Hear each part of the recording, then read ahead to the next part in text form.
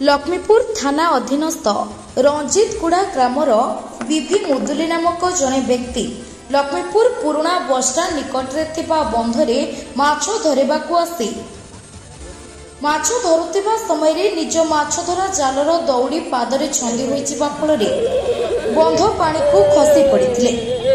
पहरा जानि नथिबारु सेठले परि तांकर मृत्यु होइथिला।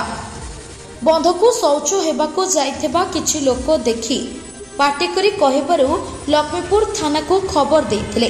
लक्ष्मीपुर थाना अधिकारी सुज्ञानी साहू एसआई रमेश किंतालू घटनास्थल में पहुंची लक्ष्मीपुर अग्निशम विभाग को फोन करथिले।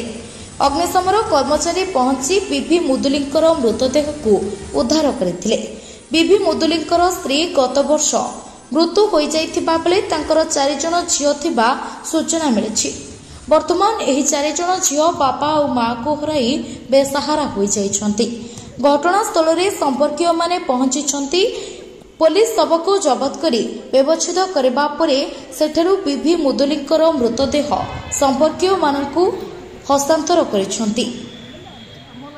निज ग्राम को नहीं श्मशान रे शवदाह करेबे बोली संपर्कीय माने जणाइछंती। रिपोर्ट संभव टाइम्स।